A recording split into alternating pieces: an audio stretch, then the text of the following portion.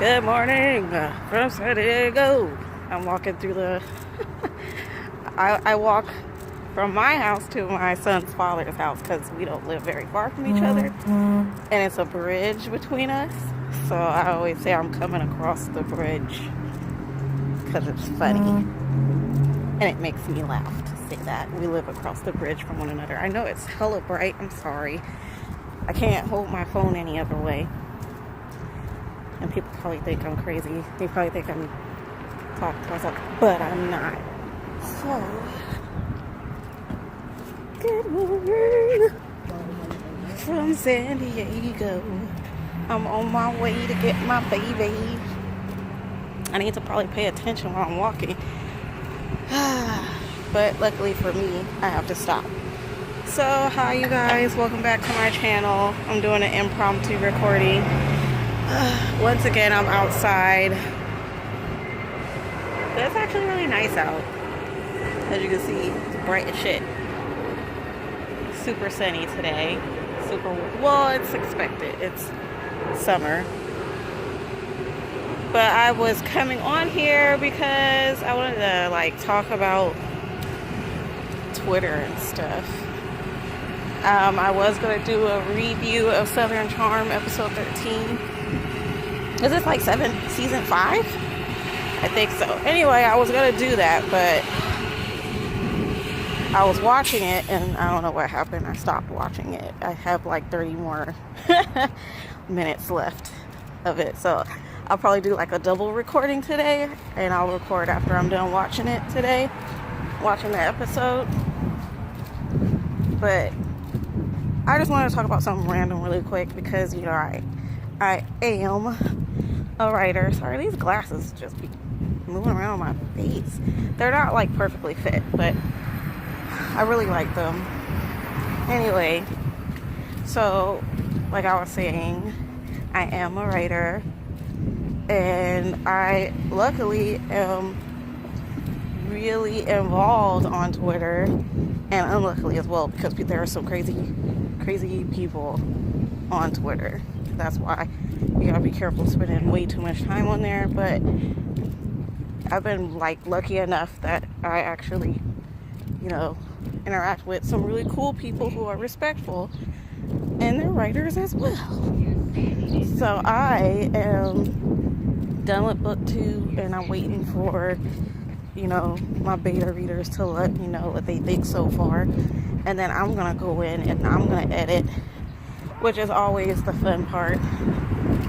I kind of mean that because I already got the first draft done. Now I just need to go in and refine it. There are like a lot of authors who actually send their work to people who will edit it, who are professional editors.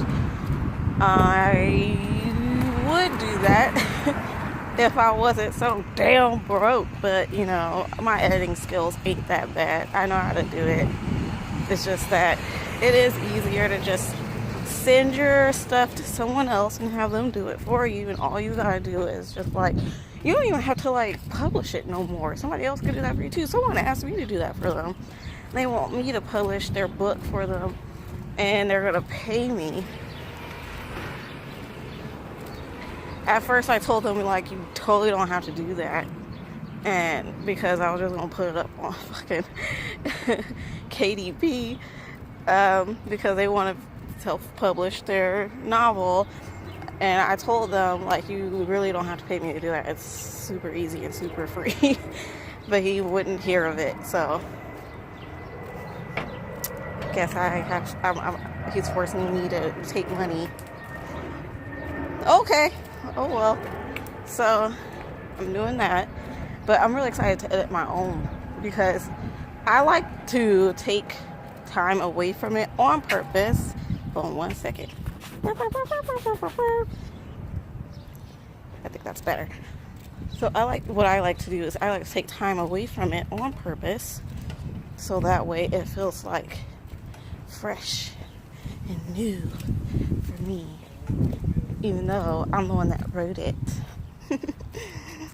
That's what I like to do. But it's fun for me to do it. Like, it was agonizing to get through like a few chapters. of writing it.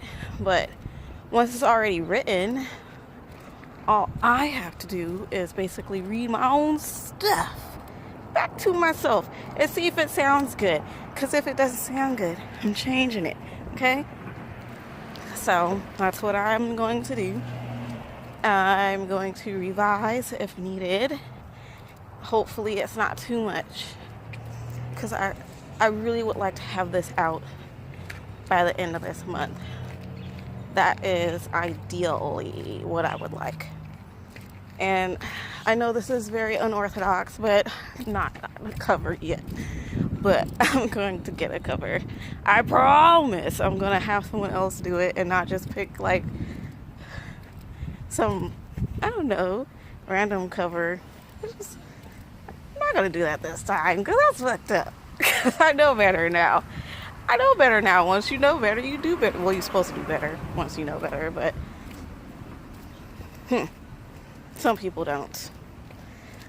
I would go into like pop culture stuff right now, but I'm not because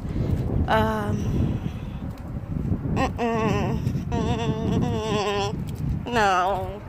There's already so many channels that do that. And it's nice to have your own voice, to put your own voice out there about it, but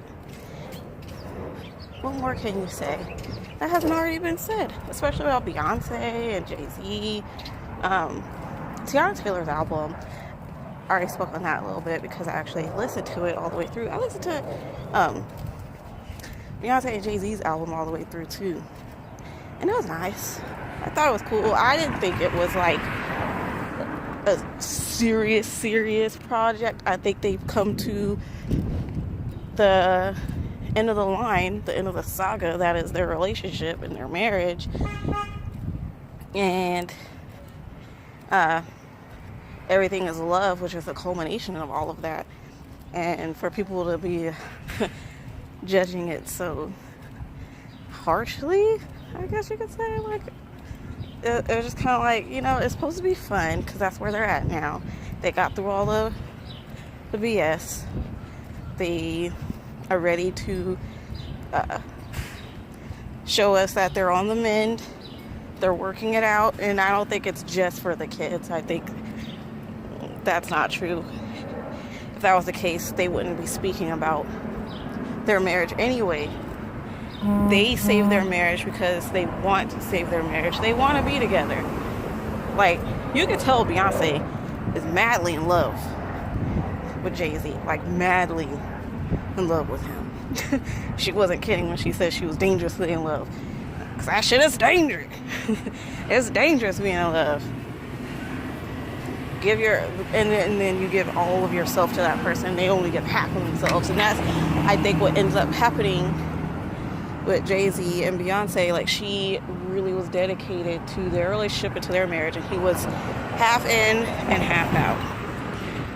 And now, I guess they had broken up for a bit. Once they broke up, and then they got back together because he realized, I'm gonna lose this incredible human being who loves me, and all she's asking of me is to love her back. And I can't even do it. I have to learn how to do better. A lot of men are not capable of doing that. But I think Jay-Z is at the point of his life where he's able and willing to do the homework to reconcile these emotions and keep his marriage intact and his family intact. Because, you know, Beyonce's family has already dealt with that sort of situation with her own mother and father, and she doesn't want it to happen to her. Who would? Like, honestly, why would you want to go through the same thing your mother went through? I know I definitely don't. So I don't blame them for working out their marriage. No, it's not just for the kids. Well, that's like a portion of it, to stay together for your children, because you want them to be in a healthy environment. But I really feel like most of it was because you really want to be with this person and you love this person, and you see the harm you're causing them. You don't want to lose them, because who else is going to love you the way that this person loves you? Like, selflessly devoted to you. So do the right thing. Do the right thing by them and love them. Love them back. If you don't love them, don't be with them, and don't waste their time and yours. And a lot of people do that. So I'm glad he understood what he wanted, and he did it. He did the work. And that's what everything is love is all about, in my opinion. I said I wasn't going to talk about it, and I did anyway. Just forgive me for that. Anyway, so I'm not going to talk about the whole Nicki Minaj thing, because her stands are fucking insane. They're crazy people who have lost their freaking minds. Someone called me they called me a monkey because I said it wasn't queen-like behavior. It wasn't. Okay, so I'm not even going to talk about it because I don't have time for the madness. Do better, people. Just because someone has a different opinion of someone doesn't mean you have to attack them. It's not that necessary. Like, adults know better. If you're a mature person, you know better, and you understand that not everybody's going to agree on something. You don't straight up fucking threaten them. That's why I feel like some of her fans are definitely not mature or adults. Like, it's not necessary to do all that. It really isn't. Let their opinion lie.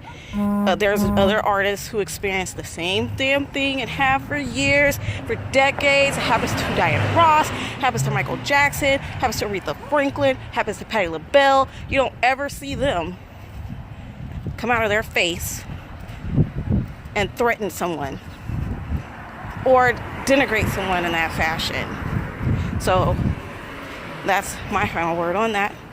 I'm not gonna say anything else because it's insane. It's silly. I said I wasn't gonna talk about that either. I still did it. I still gave it energy, and I shouldn't have. Anyway, so I came here to talk about me and my writing. How devastating. I guess no one cares except for me about my own writing. It's not true, though. I don't think it's true. But I look forward to the editing process.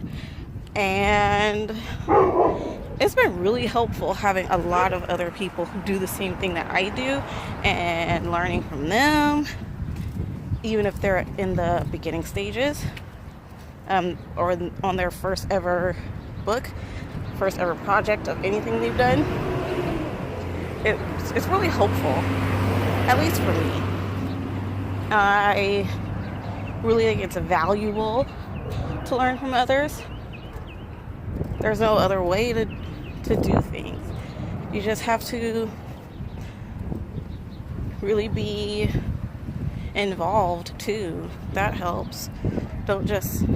And here's another thing. It's a major pet peeve. You get followers on Twitter. They follow you and then find out they unfollow you. And you're still following them. And it's like, you bitch, you. So you only followed so I can follow you so you can get your followers up. That's rude. So I have to unfollow you now. Oh well. But I'm almost here. This was a rather long video for me. I wasn't even trying to do 13 minutes. It was 14 minutes. But such is life. I'll see you guys later. I'll talk to you later. I'll probably do another video about Southern Charm because I think it's hilarious. That Ashley girl is fucking crazy.